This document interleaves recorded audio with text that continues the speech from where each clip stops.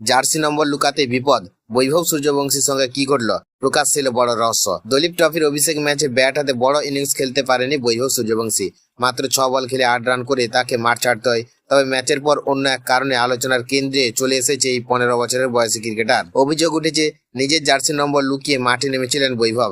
জানা যায় বৈভবের পছন্দের জার্সি নম্বর 3। ভারতীয় দলের হয়ে অভিষেকের সময় তিনি 3 নম্বর জার্সি পরেছিলেন। আইপিএল ও রাজস্থানের হয়ে একই নম্বর জার্সি পরে খেলেছিলেন তিনি। কিন্তু দলীপ ট্রফির অভিষেক ম্যাচে বৈভব নাকি 3 নম্বর জার্সি পাননি। এরপর একটি জার্সির পেছনে থাকা 13 নম্বরের মধ্যে এক সংখ্যাটি টেপ দিয়ে ঢেকে দেন তিনি। ফলে দূর থেকে জার্সি শুধুমাত্র 3 নম্বরে দেখা যাচ্ছিল। ম্যাচ চলাকালীন এবং আউট হয়ে মাঠ ছাড়ার সময় বিষয়টি অনেকের নজরে আসে। এরপর থেকে বিষয়টি নিয়ে সোশ্যাল মিডিয়ায় আলোচনা শুরু হয়েছে। কেউ কেউ বৈভবের এই কাজের সমালোচনা করছেন।